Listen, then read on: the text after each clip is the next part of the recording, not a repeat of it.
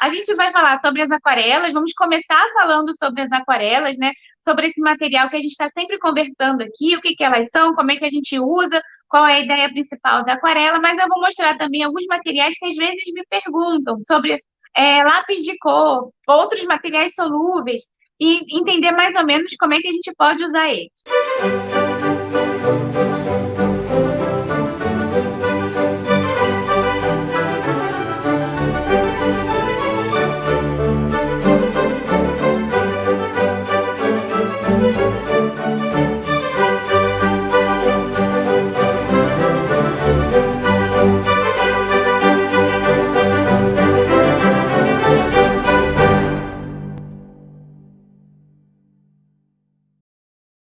Já de antemão, eu vou falar assim, eu gosto realmente só da aquarela, assim, eu não acabo não misturando muito no meu trabalho pessoal, essa mistura de aquarela com outros materiais, eu não faço muito, mas eu gosto de ter aqui no ateliê algumas coisas para mostrar para os alunos, para eles entenderem, e cada um daqui a pouco, às vezes, gosta de um material, gosta de um efeito, e depois ali vai entendendo melhor, vai fazendo sua busca, né?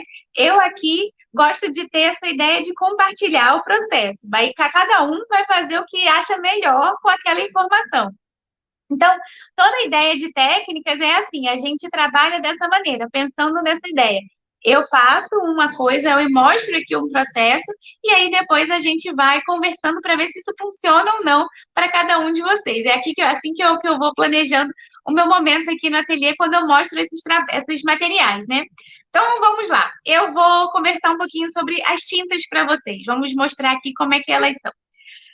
As tintas de aquarela, né, a gente pode achar elas tanto nos tubos quanto, assim, ó, tubos, né? A gente vai ter esse formato aqui que a gente chama de tubo, quanto no formato em pastilha, que é esse formatinho aqui, ó, ela que tá única. A pastilha, ela pode vir, ó, dentro de um estojinho, a gente pode comprar um estojinho já pronto com as pastilhas, ou então a gente pode montar os nossos próprios estojinhos comprando as cores que a gente desejar. Eu recebi uma pergunta na semana passada sobre o refil das tintas, né? É, eu acho que a ideia era essa, assim, quais eram as tintas que tinham refil e tal. Quando você compra uma pastilha, né? A pastilha acaba e você pode comprar uma pastilha nova e colocar no lugar da sua tinta, né? Essas pastilhas, elas saem. Deixa eu mostrar aqui só como é que é. Aqui, ó, esses quadradinhos daqui, elas vão saindo. Essa é uma Cotman da Winsor e Newton, é uma estudante. E essa aqui, ó, também, ó, é da Schmincke, essa aqui é alemã, é profissional a tinta. Ah, não, minto, essa aqui é academia, ela é estudante. E aqui, ó, também compra separado, tá vendo? E às vezes os estojos vêm com mais espaço do que tinta. Esse aqui só veio com 8, mas ele tem espaço para 12 cores. Então, eu posso comprar as cores que eu quiser e colocar dentro do meu estojinho, fazer o meu processo de paleta. Quando eu escolho umas cores, eu mesma vou fazer minha paletinha lá. Então, eu posso ter ela refil, né, e comprar assim. Não sei se o refil do tubo, né? Não tem um tubo assim. Você não vai botar um refil aqui dentro. Você vai comprar um tubo novo. O que acontece no tubo, que eu acho vantajoso para mim, é que eu compro as tintas em tubo e eu coloco elas, eu arrumo elas dentro do meu godê, ó.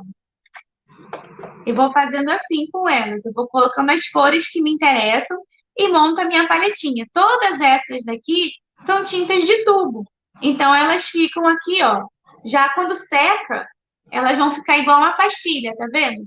Na hora que eu coloco a minha tinta aqui, ela vai ficar bem molinha. Quando eu tiro, quando ela seca, na verdade, ela vai se comportar igual a uma tintinha de pastilha. A pastilha já vem meio sequinha, tá vendo? Então, não tem problema nenhum. Você pode fazer com que seu tubo, sua tinta de tubo, vire uma tinta de pastilha, né? Aqui, dá no mesmo. O que eu gosto, na verdade, dos tubos é que eu acho que eles rendem mais. Aí eu acabo comprando mais tinta de tubo do que tinta de pastilha, por conta disso. Eu coloco a tinta ali, uso, e quando ela acaba, eu coloco de volta no meu quadradinho. Mas nada impede de você ter um tubinho e botar a tinta também no seu quadradinho. da tinta aqui, tá vendo? Elas vão acabando. Mesmo eu não comprando uma pastilhinha nova, eu ponho a tinta de tubo aqui dentro. Não tem problema. Você pode colocar, sendo a cor a mesma, você já coloca ela aqui. Então, eu faço uns backups assim com as minhas tintas, colocando, pegando esses tubos e colocando aqui de volta nas pastilhas quando elas acabam. Você pode fazer essa mesma ideia. Então, para quem tinha dúvida nos refis, né? Então, você pode lidar com as tintas dessa maneira. Essa aqui é uma tinta da White Nights, ela é maior, só para tirar uma dúvida aqui. Isso aqui se chama Pan, e essa aqui se chama Rapan, tá? Ela é a metade, tá vendo? Ela é a metadezinha aqui. Então, às vezes a gente fala desses tamanhos, ela é pan, ela é inteira, ela é metade e tal.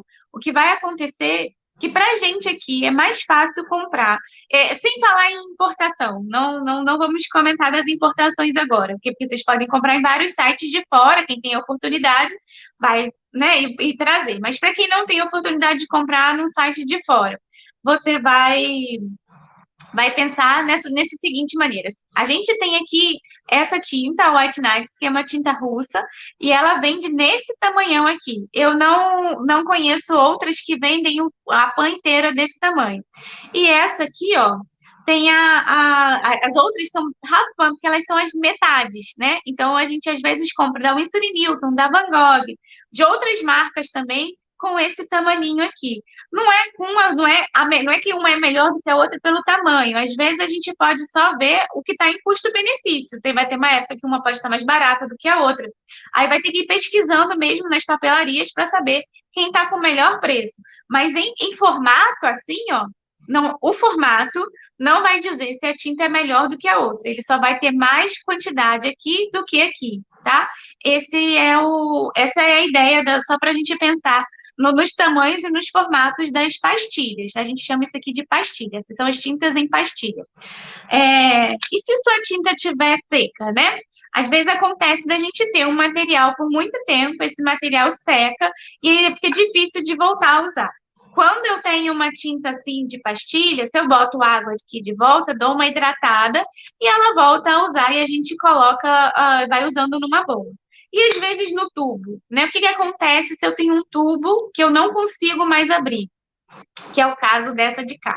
Eu abro no fim, ó. O que que aconteceu com esse tubinho aqui? Ele secou aqui dentro e ela se transformou, uma tinta de tubo se transformou numa pastilha. Ela deu uma desidratada. Então, ela virou, quase que tem aqui, ela vai ser a mesma coisa. Como a gente faz para usar? A gente tira aqui, ó, você vai tirando, rasgando aqui, esse fundo dá para abrir, ó. Tá vendo? Eu consigo abrir aqui atrás. Eu vou levantando e ele abre. Depois que ele abrir, eu posso. Essa aqui tá quase acabada, não tem quase mais tinta aqui dentro. Eu consigo abrir e eu pegar a tinta daqui de dentro. Se ela tiver seca, ela vai quebrar. Deixa eu ver se eu consigo quebrar aqui, tá vendo? Vou tentar abrir aqui, ó. Eu vou puxando e essa aqui eu quebro ela aqui atrás e vou usando ela. Você pode botar ela no seu estojo, numa boa. E aí você vai usar. Mas se você tiver uma tintinha assim, ó, que tá bem durinha, tem uma dica boa para a gente usar ela aqui e ela vai voltar a ficar um pouquinho mais elástica. Quem tiver com umas pastilhas muito duras ou então tintas de tubo que secaram e tirou aqui, vale a pena colocar uma gotinha de glicerina, tá? Glicerina, ó, eu compro na farmácia glicerina e dou uma gotinha em cima das tintas que estão duras. Então, essa glicerina é uma gotinha só. Se botar muito, ela vai ficar muito molenga e aí não vai dar muito certo. É melhor você ir botando aos poucos e ir sentindo se essa tinta está ficando boa ou não para você usar, tá? Então a gente vai pensar nessas ideias com o nosso material. Tem muita gente também que às vezes tem guardado um material antigo. A aquarela não estraga, gente. Assim, ela não é uma tinta que tende a estragar. Ela pode às vezes dar uma mofadinha, porque ela é feita de goma e tal, então essa goma pode vir a mofar um pouco, mas é só lavar. Meus estojos, quando mofam, eu lavo até com um pouquinho de água sanitária, para que ele não mofe mais à frente. Eu comprei na Pestilento um antimofo, que eles têm lá um antimofo para botar em cima da tinta. Só que eu não sei ainda usar direito o antimofo. Eu não sei se é para fazer a tinta, uma coisa que eu fiquei depois pensando. Eu achei que era para botar em cima da tinta para ela não mofar. Aí eu tô testando ali. Ou, aí depois eu fiquei pensando, será que ele é para se eu fizer a tinta não mofar? Eu fiquei na dúvida, gente. Depois eu acabei não pesquisando mais. Mas eles têm esse produto que é um antimofo, mas quando a minha tinta toda mofou e eu fui lavar, ele não deu o mesmo resultado que a água sanitária. Então, olha só, eu lavo com água sanitária, mas vamos pensar no seguinte: não é para deixar dias a sua tinta ali que ela pode estragar. Você vai botar uma gotinha, vai lavar seu godê todo, vai botar uma gotinha ali em cima, deixa agir por 1 minuto e tira essa camada, você lava ela toda. Vai sair um pouco da sua tinta, mas vai sair também o mofo. Aí você lava e deixa ela secar. O mofo, às vezes, acontece nessas épocas aqui, ó, de calor, porque a gente deixa fechada a nossa caixinha, né? Ela pode fechar assim molhada e acaba mofando. Então, se você mora numa região que acha que vai mofar, deixa seu godê aberto, não tem problema, tá? Deixa ele aberto assim por não sei, um tempo para você trabalhar ali para ela não ficar muito molhada. Se eu tiver em casa pigmento, ó, a aquarela é feita de pigmentos em pó e goma arábica, que pode ser em pó ou na pedrinha também. Então, gente, para quem está chegando agora, a gente está falando sobre materiais hoje e eu vou mostrar algumas coisas para vocês verem aqui. A gente vai aos pouquinhos conversando sobre a aquarela e depois alguns materiais que são miscíveis à aquarela e alguns materiais que às vezes as pessoas têm dúvida porque tem o mesmo nome, por exemplo, lápis de cor aquarelável, hidrocor aquarelável, essas cores assim. O que que a gente faz com isso, né? Bom, o que está aqui, ó, o que eu estava mostrando, isso aqui, se a gente quiser fazer em casa a nossa aquarela, dá para fazer. Eu só acho assim trabalhoso. Eu mesma já fiz uma vez na faculdade, mas não fui muito bem sucedida, então eu não faço mais. Mas, de qualquer maneira, não é uma tinta difícil. Para a gente entender o que que é aquarela, né?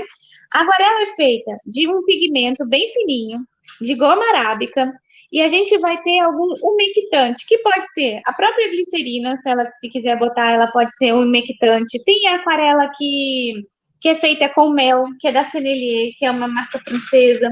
Eles usam mel para trabalhar. A gente vai ter alguns outros materiais próximos, parecidos com a glicerina, já de quimicamente parecidos. Eles têm que ser viscoso, né?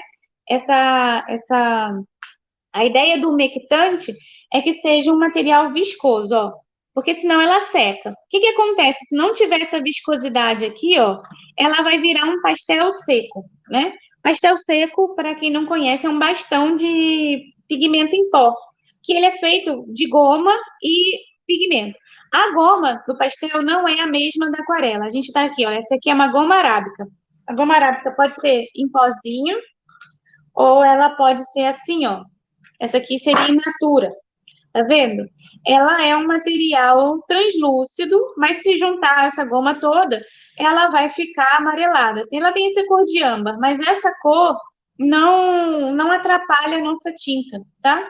Ela só para mostrar aqui para vocês o que que é feito. Eu gosto de mostrar pelo seguinte: a aquarela é feita dessa seiva, né? A goma arábica é uma seiva natural. Ela é feita de uma planta específica. É feita de uma planta, não, a planta que faz. É uma acácia. A gente tem dois tipos de acácia que dão a goma arábica.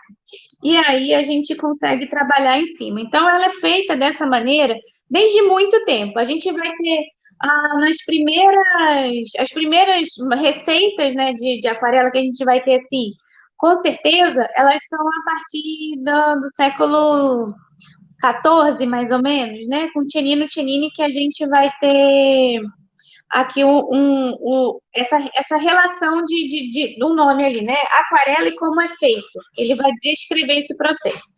Desde lá, as marcas e os seus artistas e os produtores foram aperfeiçoando a técnica e a gente hoje tem a facilidade de já encontrar as tintas prontas, né? Feitas nesses processos. E aí, quando a gente vai comprar um material, cada marca vai se empenhar em fazer o seu produto de melhor qualidade, certo? Essa é a ideia de cada produto. O que que seria um produto de melhor qualidade?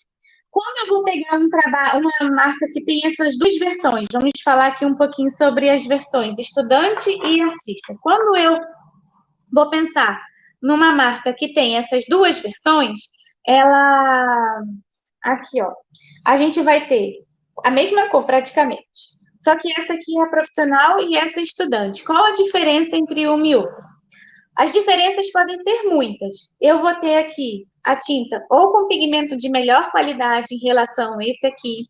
Pode ser a origem do mesmo pigmento, só que eu vou ter mais pigmento nessa do que nessa de cá.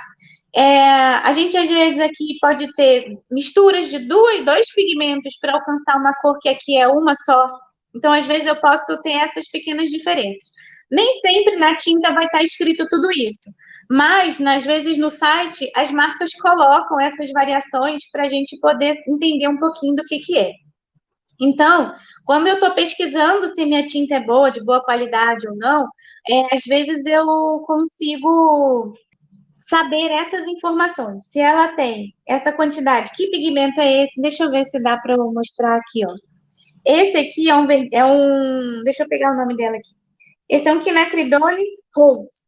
Ele é na Van Gogh, na Rembrandt, o número dele é 367. Ele é transparente. Tá vendo aqui que tem um quadradinho? Esse quadradinho aqui quer dizer que o pigmento é transparente. Esse número, 367, só serve para Rembrandt, porque é a própria marca que faz essa numeração. Aqui atrás eu tenho o pigmento, tá vendo? Esse aqui, ó, PV19. O que a gente tem que saber é isso aqui, ó, PV19. Esse PV19 quer dizer que é um pigmento violeta número 19. E ele faz algumas variações, tá? Esse quinacridone pode ser rosado assim, ele pode chegar quase até violeta. Então, o que vai me dizer aqui quem ele é o próprio pigmento que está escrito aqui atrás, que é esse PV19. Deixa eu ver aqui, ó. Esse aqui, que em tese a cor seria um pouco parecida, na verdade, esse aqui é mais vermelho, tá? Ele é o PR264. Tá aqui atrás. PR264. É aqui atrás que está escrito o nome do pigmento. Então, a gente sabe que ele PR quer dizer pigmento vermelho, que é PR, o R de red, tá? E aí a gente vai saber de onde vem essa cor. Bom, e aí agora o que eu faço com essa informação, né? A gente falou desses pigmentos e tal. A gente que está começando, nem necessariamente não precisa decorar nada disso. É só para você saber que os pigmentos têm variações, que essas numerações, na verdade, é o que vai fazer a indústria entender que essa é essa cor. O que está escrito aqui em cima é um nome fantasia, que a gente chama. Então, quando a gente compra um tubinho e lê esse nome que está aqui, ele é um nome que a marca pode ter inventado, ou que então, ao longo do tempo, a tinta ganhou esse nome porque ela antes recebia, né, antes da gente ter uma industrialização de fato, ela vai receber o nome do que ela vinha. Então a gente às vezes tem, por exemplo, azul ultramar. Eu adoro esse azul, é o azul que eu uso bastante. Azul ultramar. Ele recebe esse nome porque originalmente ele era feito do azul, do lápis lazuli, né, que é uma pedra, uma rocha, que fica em Minas, no Afeganistão. Então, quando ele chega na Europa, ele chega com esse nome de azul ultramarino, azul ultramar. Ele saiu dos territórios europeus e foi buscar eles lá além mar. Então, ele ganhou esse nome. Mas para a indústria, ele não é azul ultramar, ele tem um nome de pigmento. O nome do pigmento dele é PB29. Aqui, ó. PB29, que é P de pigment, B de blue, 29 é a numeração dele dentro da escala de pigmentos, tá? Então, assim, para quem gosta da química, já pode pensar que é uma maneira de você reconhecer os pigmentos que você está comprando. Para quem não gosta, não precisa decorar essas coisas. A maioria das caixinhas vai vir isso escrito, tá?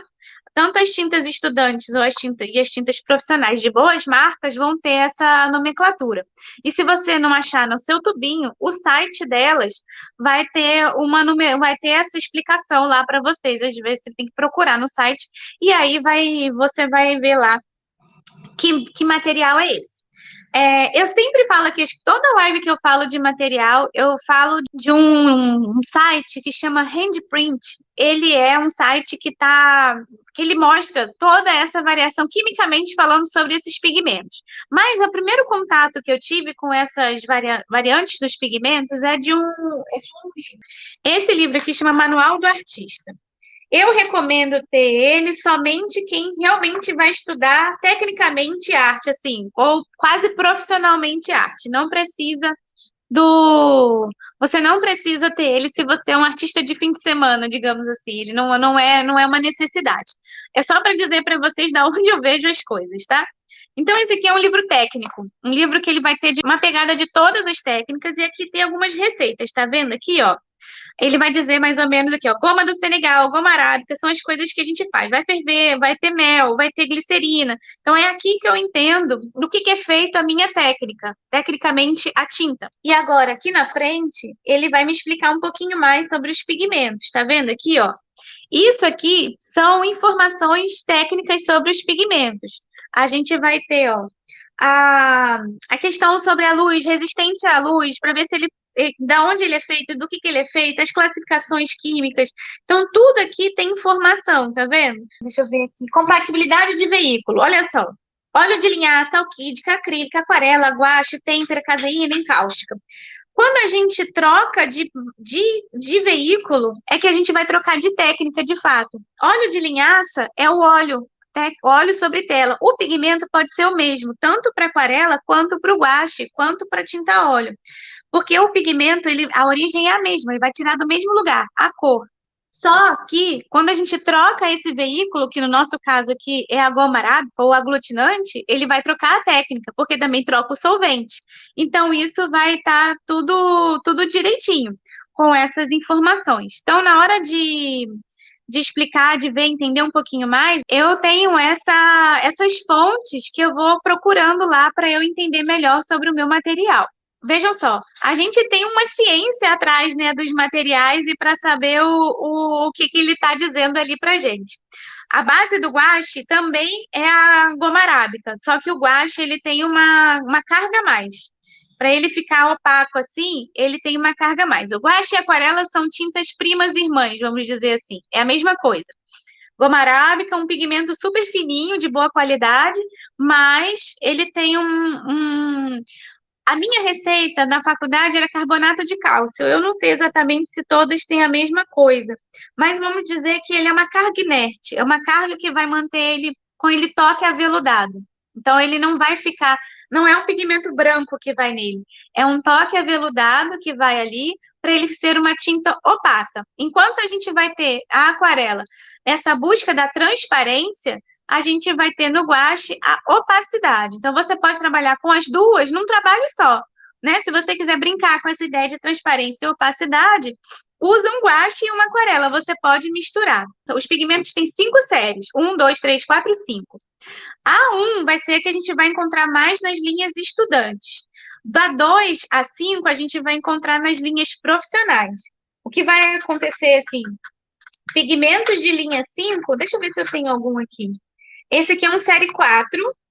Pigmentos de linha 5, pode contar que vão ser os mais caros, porque eles são muito mais difíceis de tirar. O pigmento é mais caro, tipo, a cotação desse pigmento tem um valor mais elevado.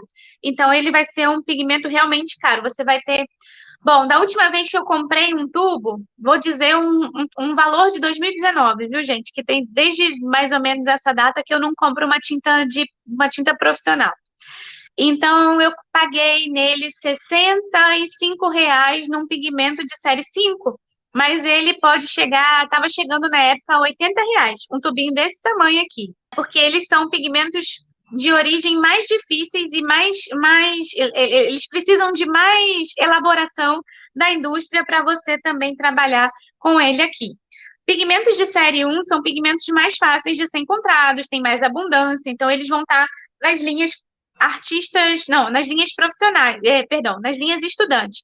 Vão acontecer também pigmentos de linha 1 nas linhas profissionais, e vai ter a maior quantidade. Aí a tinta, por mais que seja a mesma, você vai ter maior pigmentação nela do que numa linha estudante. Então, assim, a gente pode encontrar as tintas de vários modos, né? A gente tem pastilha, tem o tubo, tem as variações profissionais e estudantes, isso vai acontecer na pastilha e no tubo, e a gente vai ter tintas, assim, de qualidade superior e qualidades mais inferior. Vamos aqui, ó. Eu recomendo, para quem está começando, eu recomendo usar a tinta da Pentel, porque eu acho que ela é a mais barata no mercado. Não é quer dizer que ela é a melhor, mas ela é a mais barata. De todas as tintas, assim, que eu até pesquiso os valores, essa ainda ganha, né? De coisas das mais baratas, do estojo mais barato, eu acho esse aqui. Esse aqui, ó, vou te tirar a foto da receita do livrinho, para que fica mais fácil aqui, porque você tem que adicionar um no outro, mais algum umectante, ó. Só esses dois aqui, ela vai virar um pó compacto e não vai ter aquela mesma viscosidade da aquarela. O que a gente vai trabalhar aqui, deixa eu ver aqui. Agora vamos aqui. Eu tenho também essas tintas da. Eita. Essa é o Pastel Dreams da Prima Watercolor. Olha só. Essas aqui, eu gosto bastante delas. Esse aqui, ela tá um pouquinho mais enrijecida, tá vendo? As minhas aqui ficaram um pouquinho durinhas, mas basta eu colocar um pouco de glicerina e ela vai voltar a ficar mais molinha. Mas o que que elas fazem para serem tons pastéis? O que que elas fazem? Elas têm tinta branca junto, elas vão ter o pigmento branco junto. Então, caso vocês não tenham a tinta pastel e gostarem do tom pastel, usa a tintinha branca que vem na pastilha e mistura, porque aí você consegue fazer a tonalidade, não tem problema, tá? Para fazer esse tom mais pastel, ela precisa de ser branco. Então, o que que o branco faz? Acho que a gente podia conversar sobre o branco na aquarela, né? O branco, o que que ele acontece? A gente vai ter o branco ali para às vezes fazer alguns efeitos, mas ele não vai ser ótimo para todos os momentos. Por quê? Ele vai gerar uma opacidade para nossa tinta.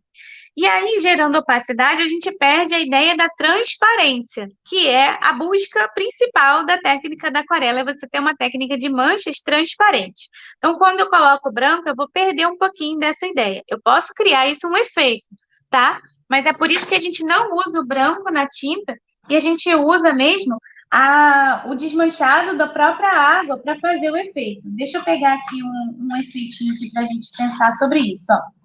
Eu vou pegar um tom de rosa aqui e vou pegar o outro rosa ali. Esse aqui é o do Pastel Dreams.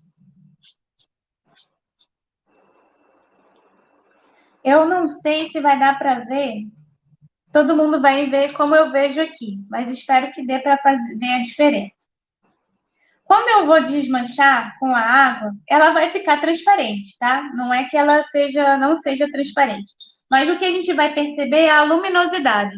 Quando eu pego uma tinta que é mesmo transparente, ela fica mais vibrante quando eu comparo uma com a outra.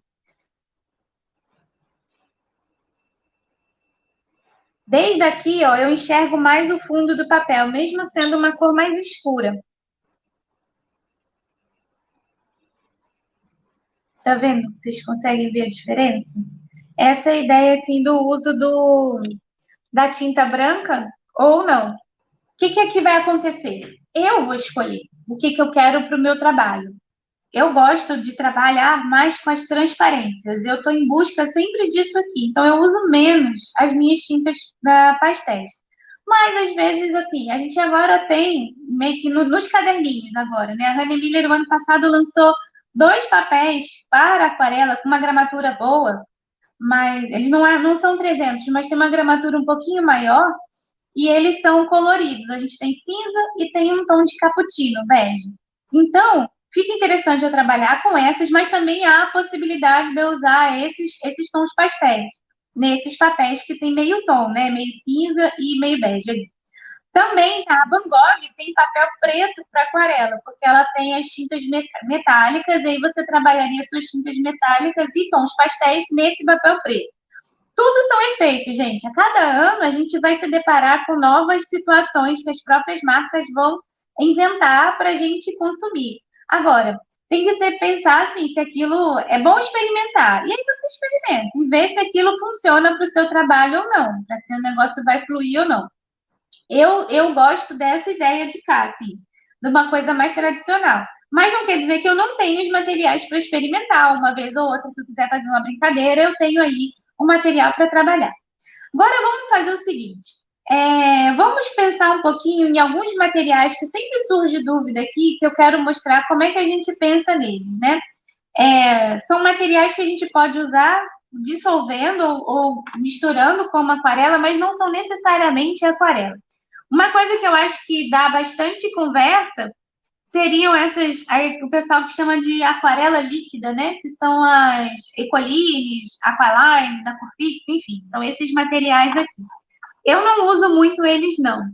Esses materiais, você pode misturar numa boa com aquarela. Deixa eu ver se tá. Deixa eu tirar aqui.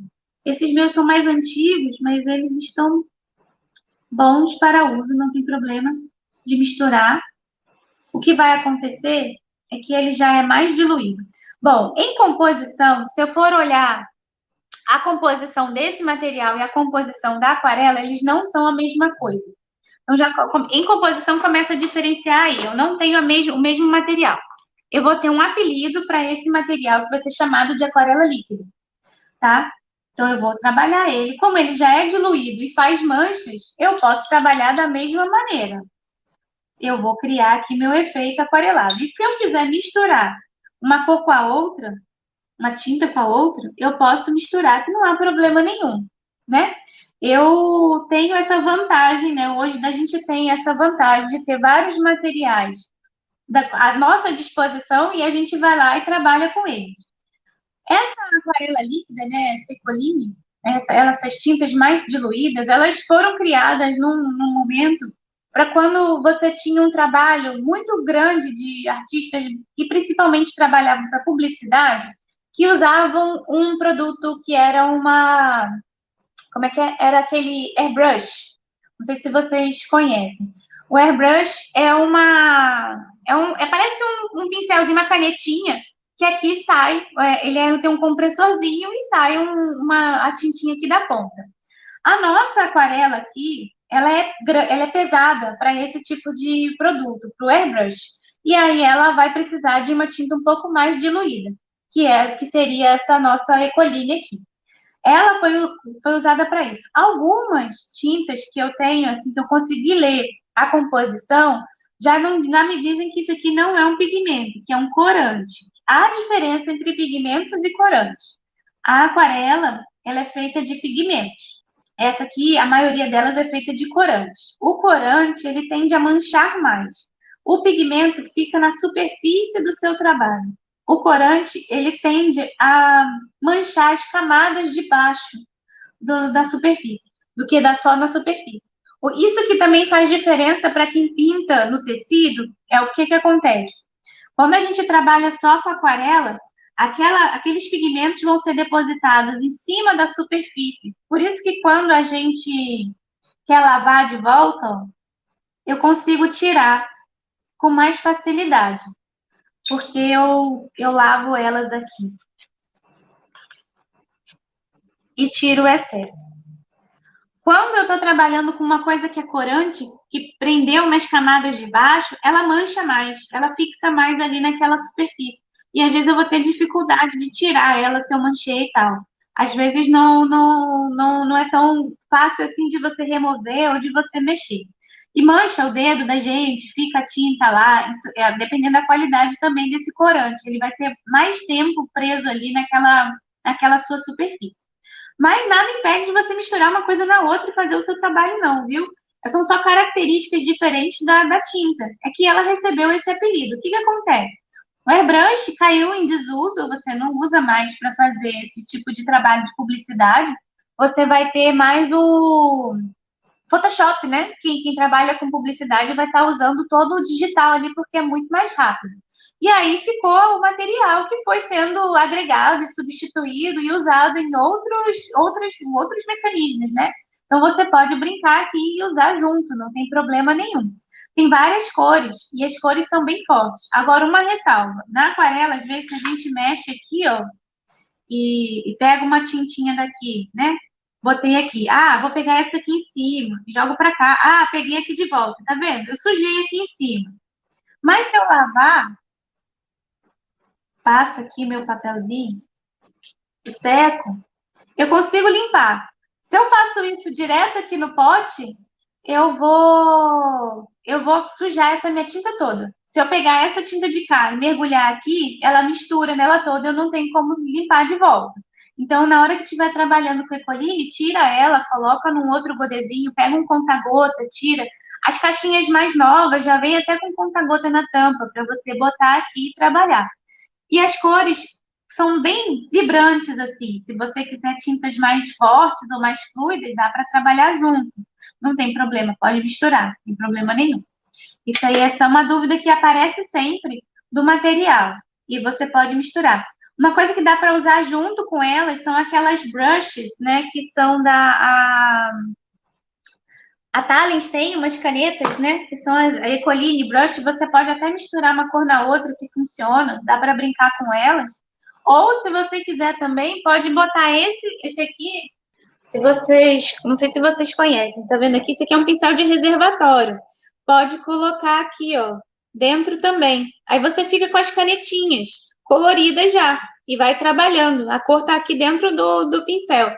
Isso aqui já veio, eu já comprei com as cores. Isso aqui é para criança. Eu tenho isso, sei lá, mais de 10 anos eu tenho esse material aqui. Quando acaba, você pode botar esse aqui de volta, mas eu já comprei já pronto, né? O pincel já pronto com a tinta por dentro. Então, na falta desse material aqui que comprei fora, dá para comprar os pincéis de reservatório, se vocês gostaram da ideia, e colocar as cores aqui dentro. Já fica com a tinta aqui. Isso dá para fazer com a Ecoline. Com a nossa tinta da aquarela, diluir e colocar ela aqui já não vai dar muito certo. Você vai ter que ficar chacoalhando toda hora. Ela não foi feita para isso. Foi feita sempre para ficar nessa massinha aqui. Então dá para misturar os dois, viu, gente? Dá para fazer um efeito. É porque às vezes fica uma dúvida muito grande, né? A aquarela, porque a aquarela tem os três, elas são as três coisas que têm nome, o mesmo nome. A tinta para aquarela, a gente chama de aquarela. O trabalho feito com aquarela, a gente chama de aquarela, né? E o material em si todo, ele é, né, para aquarela. Então, a gente fica com essas referências, assim. Então, a técnica da aquarela leva esse nome. Então, você pode usar um material que não é uma aquarela, mas pensando na fluidez da técnica da aquarela, não há problema nenhum. Mas se você quiser descrever o que você fez ali, se você fosse dizer para um restaurador, por exemplo, ou então para um comprador, você pode falar assim, que a Ecoline sobre papel. Você pode dizer, não tem problema. A técnica, você usou a fluidez da aquarela, porque eu vou dizer mais de um material ali também. Aquarela sobre papel, lápis de cor sobre papel. Eu posso dizer lápis de cor aquarelável sobre papel. O que é mais semelhante, né, acho que de todos esses materiais próximos, é mais a Ecoline com a nossa aquarela tradicional aqui, que elas vão fazer um efeito muito parecido. Se eu trabalho o guache ele tem ele é mais espesso, tá vendo aqui, ó? E ele fica sempre meio molenguinha, meio no meio do caminho. Se o meu guache tiver ficado muito duro, aí eu tenho que dar uma mexida nele. Mas eu acho esse guache da Pentel bem bom, sabe? Ele é espesso, mas ele é um espesso bom. Se eu começar a diluir muito o guache, que eu também posso diluir se eu quiser. Gente, se eu quiser fazer, eu posso fazer tudo, né? Aqui, ó, eu posso diluir e criar uma transparência com guache. Agora, essa transparência feita com guache vai lembrar um pouco essas tintas mais opacas da aquarela. Não vai lembrar essa luminosidade intensa da Ecoline, não. tá? Ela sempre vai ficar um pouquinho mais opaca, porque ele tem essas cargas opacas todas para a gente experimentar, né? Ele não vai criar a transparência da aquarela. São duas coisas diferentes. Então são essas sensações. Eu posso trabalhar com isso, mas não é para eu tenho que lembrar sempre do que eu estou trabalhando. O que eu vou esperar desse material? Eu não posso esperar que o guache me crie uma transparência igual da aquarela, mesmo eu colocando água ali. Ele vai secar e vai ficar levemente opaco. Essa prima watercolor eu comprei bem as tintas esquisitas, né? Eu comprei essa paleta de pastéis e comprei uma outra. Eu gosto delas, achei a qualidade boa, assim, as cores são bem fortes, mas eu vou ser bem sincera, eu não parei para pesquisar a origem do pigmento deles, nem nada. Mas de alguma forma, os trabalhos que eu fiz até então não desbotaram, tão bem, sabe? Não estão ruins, então dá para trabalhar. Bom, agora vamos aqui falar um pouquinho do lápis de cor, né? Que tem bastante pergunta sobre o lápis de cor. Eu não sou usuária do lápis de cor para os meus trabalhos, apesar de admirar bastante e gostar bastante de lápis de cor, eu uso bem pouquinho. Tenho mais aqui para mostrar. A gente vai ter com a mesma questão dos produtos para aquarela, a gente vai ter para os produtos do lápis de cor. Eu vou ter lápis de cor escolares, que não vão ser solúveis. Eu vou ter lápis de cor solúvel mais voltado ao escolar. E vou ter lápis de cor profissional, gente. Tem artista que só trabalha com lápis de cor. Então, as marcas também fazem materiais profissionais. Porque a gente lembra assim, se a aquarela já tem uma lembrança de uma atividade infantil, o lápis de cor, então, gente, que a gente usa na escola, assim, sempre fica com essa cara de material escolar e é difícil, às vezes, a gente tirar essa ideia do material. Mas existe, sim, materiais profissionais.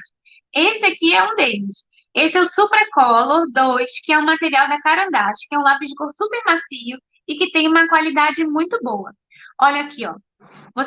Eu aprendi a trabalhar eles dessa maneira.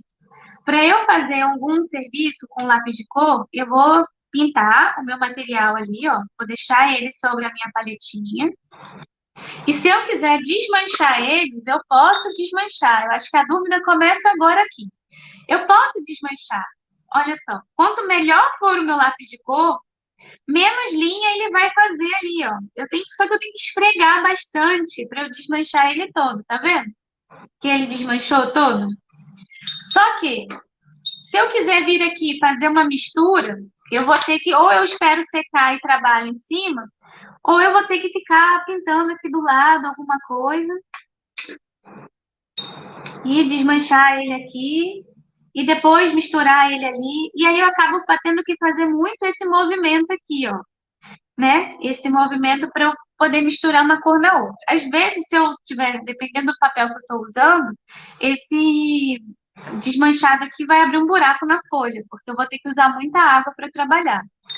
E aí, se eu quiser misturar uma tinta na outra, essa fluidez da mistura nem sempre vai ser, a gente vai conseguir fazer isso no lápis de cor, né? Essa mancha fluida aqui, nesse material é um pouco mais difícil. Só se você estiver fazendo isso de paleta, por exemplo. Eu já vi algumas postagens assim.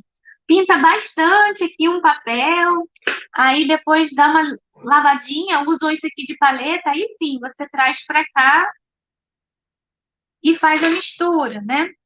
Aí você desmanchou aqui, aí sim, você desmancha daqui e joga para cá.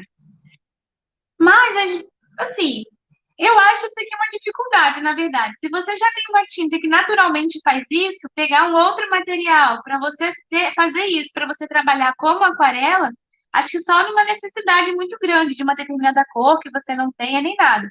Acho que é melhor você substituir, facilita o seu trabalho se você substituir pela tinta que já faz isso naturalmente. Mas fica a critério aí, né, de cada um. Quem gosta pode brincar com essa situação do lápis de cor e ir criando as manchas ali.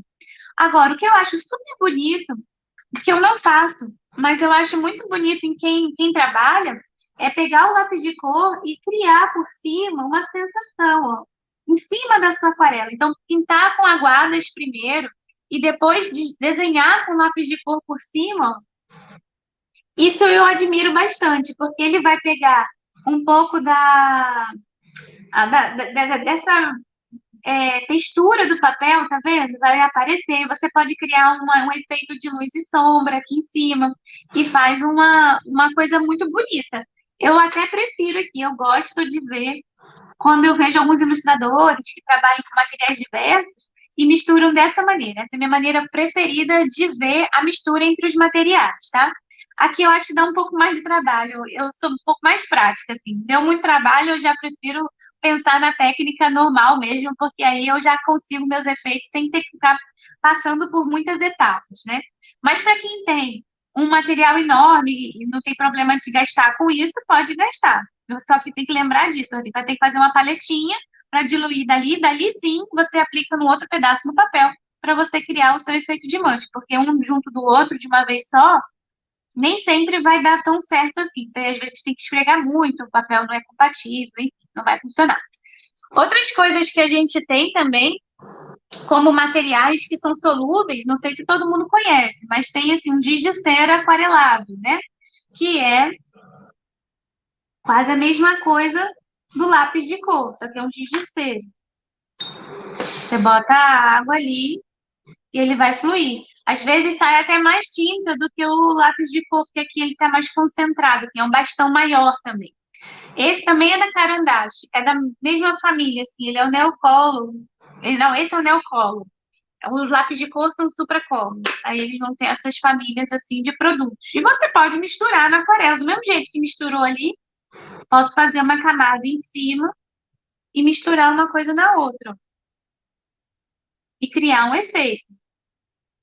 Como eu gosto do papel e gosto que o papel converse com o meu trabalho, quando eu vejo isso aqui, eu me sinto mais feliz do que pegar e desmanchar. Mas o material foi feito para você trabalhar da maneira que você desejar. Pode até, esses assim, eu acho que fica até interessante, ó. Você pode molhar o seu papel e desenhar em cima, porque a própria linha feita, olha só como ela começa a desmanchar aqui, ó. E vai criando um grafismo bonito para o seu trabalho. Deixa eu ver se todo mundo tá vendo aqui. Tá aqui, tá vendo? Ela tá começando a desmanchar mais aqui, ó. E ela faz um efeito bem legal. O lápis de cor, não sei se todos fazem. Tem que ser um que solte bastante tinta. Então, aqui são algumas possibilidades de materiais diversos. Deixa eu pegar aqui uma canetinha, que também pode ter tanto aquelas da Talens. A da Talens eu esqueci em casa, gente. Quando eu cheguei aqui que eu lembrei. Estava em casa. Essas aqui são da Carandache também. Mas elas são solúveis em água.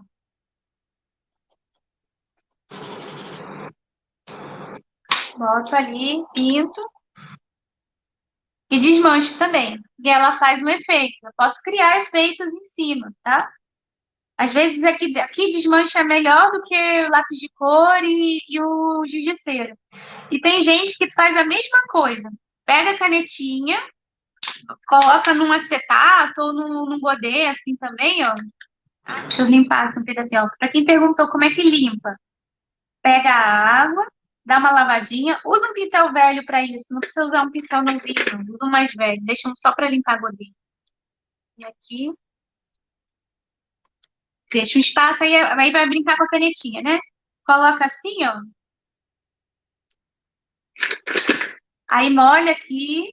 Aí sim você faz uma tintinha e depois você leva, que ela não vai ficar com a marca do desenho da caneta. É um outro efeito. Então, existem materiais próximos da tinta da aquarela que não são aquarela e que fazem efeitos parecidos. Basta eu entender que material é esse e ver se ele funciona para o meu trabalho ou não. Eu gosto de fazer isso em trabalhos que eu não tenho muito compromisso, digamos assim, que não é uma coisa, uma pesquisa muito séria, é mais uma brincadeira. Então, eu vou misturando materiais.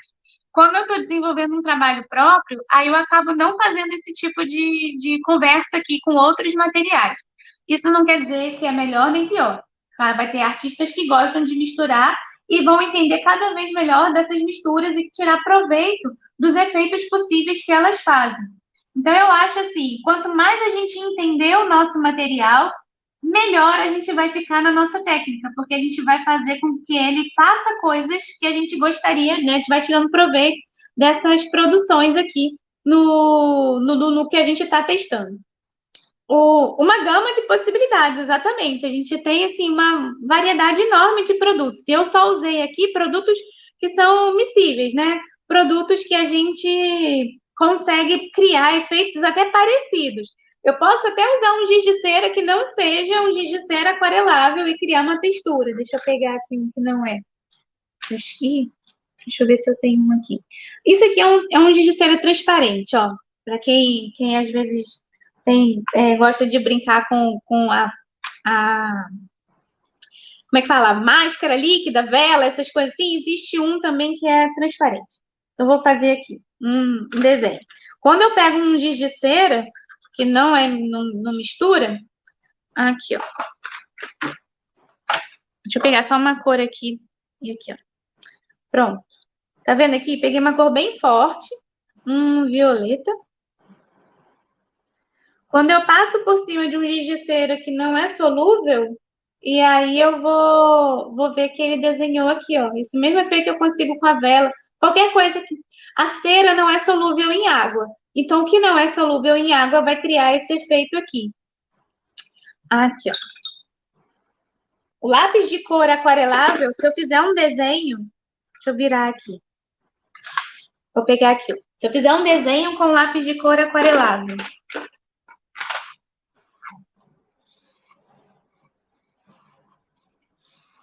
Tem gente que não gosta de aparecer o lápis. Ah, não apareceu nada, né? Pra ninguém. Deixa eu fazer com vermelho, fica mais fácil. Quando eu faço um desenho com lápis de cor que é aquarelável, dependendo da quantidade de detalhes que eu for fazer, eu tenho que tomar cuidado só para isso aqui, ó. Eu fiz um lápis, um trabalho laranja, por exemplo. Desenhei com laranja para não aparecer. Nessa folha aqui, ó, eu vou conseguir mesclar uma cor na outra, mas é uma folha, ela não tem um material, não é muito. O desenho é bem simples. Agora, se eu tiver um desenho com muito detalhe, olha como ela desmancha. Ai, vou pensar assim, nossa, quero fazer uma mancha fluida, solta. Então eu tenho que tomar cuidado só com isso. Se eu não fizer um desenho forte, essa mancha, essa linha vai desmanchar, tá vendo? E aí eu posso perder um pouco do desenho. Agora, existem algumas questões assim. Eu já testei algumas coisas que funcionaram e outras que não funcionaram. Quando eu não quero que apareça um lápis, eu tendo a desenhar com o meu grafite bem fraquinho, para eu não aparecer, porque eu não gosto que apareça o lápis no meu trabalho.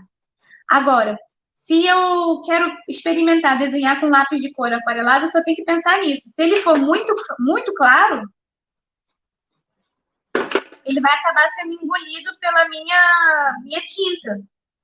Se eu tiver muito trabalho aqui, né, muito desenvolvimento do desenho, eu posso perder um desenho, uma informação ali, se eu fizer com um lápis muito claro e aquarelado, porque a tinta vai passar por cima e vai desmanchar. Uma coisa que eu já usei aqui para testar no ateliê, que é o grafite aquarelado, que é um cinza. Esse funciona para algumas coisas, para outras nem tanto. Se estiver trabalhando com muito amarelo e usar esse grafite acinzentado, ele vai manchar o seu amarelo. Ele vai misturar no amarelo e vai ficar meio esverdeado. Aí talvez não é também, tem que pensar um pouquinho no que você quer produzir. Se for um trabalho com cores muito escuras, não tem problema, porque aí ele vai tampar, vai ser, a mistura dele vai ser muito pouca. Mas se for um trabalho que tenha muitas cores claras, tons mais suaves, esse cinza vai desmanchar na hora que você estiver trabalhando e ele vai misturar. Se for um efeito que você deseja, ok, já sabe que ele deseja. Se for um efeito que você não deseja, aí tem que lembrar que a cor vai ficar manchada e vai ficar acinzentada quando misturar com esse grafite que é solúvel. Vamos pensar nessa ideia na hora do desenho, né? Do lápis. Então, quem quiser pode experimentar. Eu acho que é sempre uma questão de experimentação e ver se aquilo funciona para o nosso trabalho ou não. Porque os materiais vão ter uma infinidade de material. Às vezes a gente só quer entender um pouquinho mais como eles funcionam para poder pensar se ele vai ser legal ou não. E agora eu queria falar um pouquinho sobre a lista de material do workshop. Gente, eu fiz uma lista bem genérica. Eu vou só mostrar as cores, já que a gente está aqui de cima, eu vou mostrar as cores primeiro, de cima. O que está na lista, o que está escrito, quem já tiver o seu material de aquarela, use o material que tiver. Eu não quero que vocês comprem milhões de materiais para esse workshop. A minha ideia é que quem já tiver o material, usa o que tem, trabalha com o que tem, mas quem quer investir um pouco, ou quem não tem nada, quer comprar, pensa assim, eu não tenho nada, eu não tenho material nenhum para começar. Uma caixinha de 12 cores da Pentel funciona. Se quiser comprar menos, a Pentel às vezes tem até uma de 8. A Pentel, de todas as marcas que a gente consegue consumir aqui, ela é uma das mais baratas. Não é a melhor de todas, mas para começar, eu acho assim, entre custo-benefício, você consegue trabalhar tecnicamente com ela bem. As cores não são excelentes, mas para quem está começando, ela vai funcionar. O que eu acho que funciona? Funciona porque ela é barata, você vai gastar sem medo. Tem que gastar o material. Quem está começando tem que gastar, tem que fazer exercício, tem que fazer um monte de coisa. Então, não precisa ficar com medo de uma tinta. A tinta é muito cara, às vezes a gente trava. Então, é melhor você comprar uma baratinha, sabendo que é para gastar, entender ela ali. Quando estiver seguro, troca seu material por uma tinta melhor. Mas, por enquanto, a Pentel, para quem não tem nada, a Pentel super vai funcionar. Mas aí eu falo assim, mas eu já tenho a Pentel e quero comprar umas tintinhas melhores. Então vai pensar assim, quem vai comprar umas tintinhas melhores pode pensar em comprar pelo menos as 3 cores primárias. Quem são elas? Tenha um amarelo, um azul e um carmim, uma variação, ó, tá vendo? Essas 3 cores primárias, e que a partir delas eu consigo fazer muitas cores, eu consigo fazer muitas misturas. Então, eu só não vou conseguir tirar elas dos meus tubinhos agora, a gente vai trabalhar com o que já estava aqui no godê. Ó, eu tenho aqui 3 cores primárias. E essas aqui, gente, eu vou falar para vocês, é da Pentel, tá? Vou até pegar aqui da Pentel logo. Para vocês verem como é que é a questão aqui da Pentel. Para quem tiver Pentel, não ficar achando que não serve para nada, ó. Esse aqui, a Pentel não chama carmim, chama red. A única questão da Pentel é que ela não vende a tinta separada, ela só vende a caixa inteira, tá? Aqui, ó. Vou botar mais um pouquinho de amarelo. Essa. Então, vamos entender um pouquinho aqui do círculo cromático. Para quem não tem essa vivência com as cores, vamos entender aqui um pouquinho. Então, eu tenho um carmim, que não é nem vermelho, nem rosado. Ele está no meio do caminho. Ele é um carmim.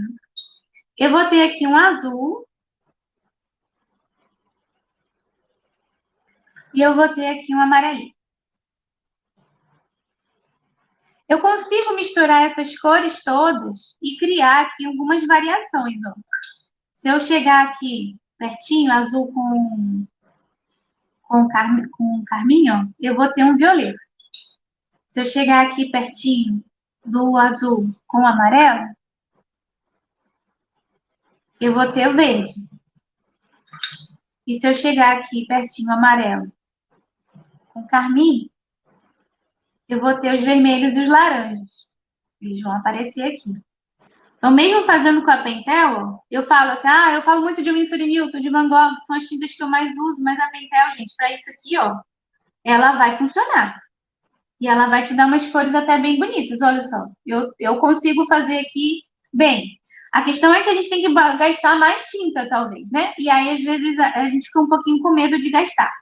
Quando eu tenho 3 cores primárias só, eu consigo fazer certas variações. Se eu começo a aumentar minhas tonalidades, né? Se eu tivesse, por exemplo, 3 azuis, 3 amarelos e 3 vermelhos, ou variações desses vermelhos, carmins, eu vou criar variedades novas aqui de colorações, tá? Então, assim, as 3 primárias, eu tendo 3 primárias boas, eu consigo trabalhar bem, fazer bastante mistura. Eu consigo chegar até nos meus tons neutros, ó. Se eu misturar todas, eu chego lá nos neutros. Nos cinzas. Vamos acertando aqui, ó. Não é de primeiro, a gente vai acertando até chegar no tom. Pode fazer essa mistura no godê também, tá, gente? Estou fazendo direto aqui no papel para ficar logo mais fácil para todo mundo ver. E com esses cinzas aqui, eu vou misturando nas outras cores. Eu vou criando outras variações, ó. Tá vendo?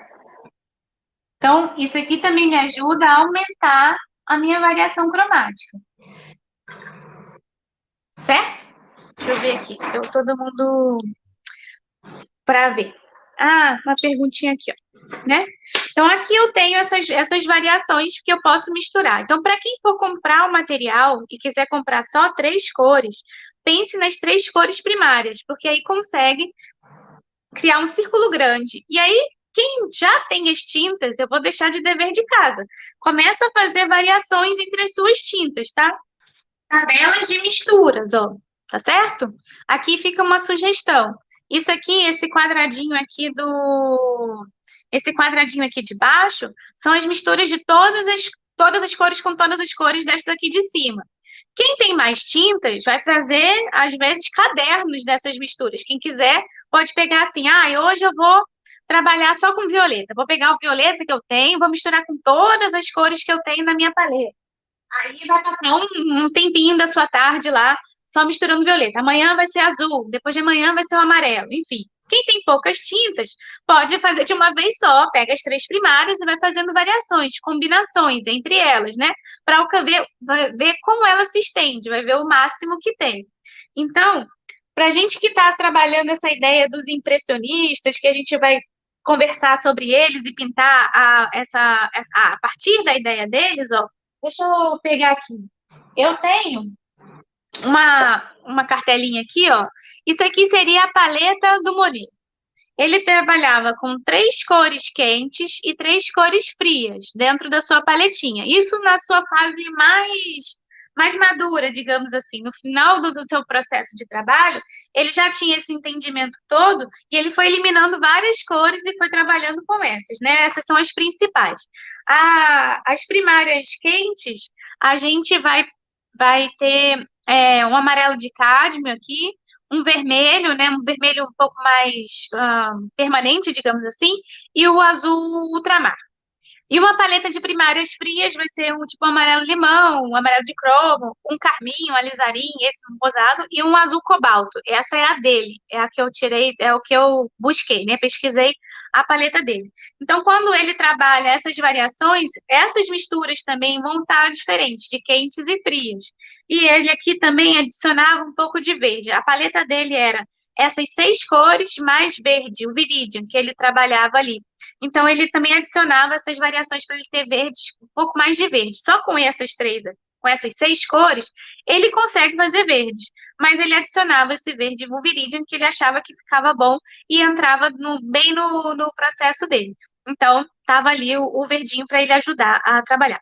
Qual azul que eu usei nesse exemplo de cá? Eu usei o da Pentel, o azul cobalto. Esse exemplo aqui, ó, vou até tirar. Eu usei essas três cores aqui, ó, da Pentel. O amarelo, o red, que seria o carmim, né? E o cobalto, o azul cobalto que tá aqui. Então, as cores ópera, o que são? Neon, ópera rose. Deixa eu ver se meu ópera rose tá aqui. Não tá. Eu tenho uma cor só, ópera, que é o meu ópera rose. É uma cor bem vibrante, mas não sei se ela tem uma variação tão grande. A minha é da Winsor e Newton, na cartela deles eu não conheço outra que chama ópera, não. Pode ser que tenha em outras marcas que eu não tenha. Mas da Winsor e Newton só tem esse ópera. É um rosa bem vibrante mesmo, mas não chega a ser neon, não.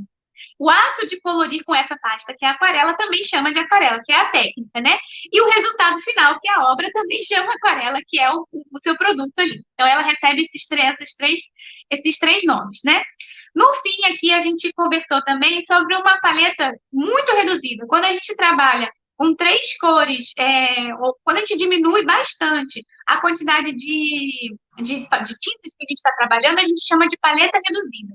Então, assim, eu peguei a paleta primária, a paleta que a gente vai pensar que seja mais fácil para todo mundo conseguir trabalhar. Então, se você não vai poder adquirir um estojinho inteiro, pense nas três cores primárias, tendo uma variação de azul, uma variação de carmim e uma variação de amarelo, você já consegue fazer bastante misturas ali. Quanto maior for sua variação de tintas, mais misturas e mais cores você vai conseguir. Quanto menor, mais restrito vai ficar. Mas, de qualquer maneira, com essas três cores, consegue fazer muito mais misturas. Por exemplo, se eu tiver se eu tiver no meu. Eu tenho três cores só, mas eu comprei um violeta, um azul e um carmim, por exemplo. Eu vou ficar mais do mesmo, porque azul com carmim vai dar violeta e o violeta eu já tenho pronto. E eu vou precisar de uma outra para fazer outras cores. A outra seria o amarelo. Então, pensar nisso. Sendo três primárias, eu já consigo trabalhar fazendo misturas de cor. Consigo até chegar num tom neutro, bem escuro, para escurecer as minhas tintas. E lembrando que a gente vai estar sempre trabalhando com a transparência para diluir ela ali na água e você criar essa variação clarinha das cores, certo? Então, quem tiver que adquirir alguma coisa agora, pensa só nessas três. Quem quiser comprar um estojinho básico, mais baratinho, a gente pode pensar no estojinho da Pentel. Depois, aí vão acontecer diversas marcas, gente. Então, não dá para eu falar de todas as marcas aqui, porque eu nem tenho todas as marcas, mas vai pensando no que você pode investir agora, né? E lembrando que a gente tem as marcas mais tradicionais, que é a Winsor & Newton, a Talent, a que vai fazer a Van Gogh e a Rembrandt, que são tintas que a gente consegue comprar aqui. As linhas estudantes são sempre mais baratas do que as linhas profissionais, por conta da qualidade, da quantidade de pigmentos. Então, a gente vai ficando pensando um pouquinho nisso, no que eu posso. Cada um que está me assistindo aí vai estar numa realidade. Então, eu tento fazer aqui, ó, mostrar o mínimo possível, mas aí cada um vê o que vai fazer, o que pode fazer, tá, gente? Não se desesperem. Pelo menos tendo as três cores primárias já dá para a gente trabalhar. Então, alguns fabricantes botam deixa eu só botar aqui, botam um prazo de validade mas a tinta mesmo não vai.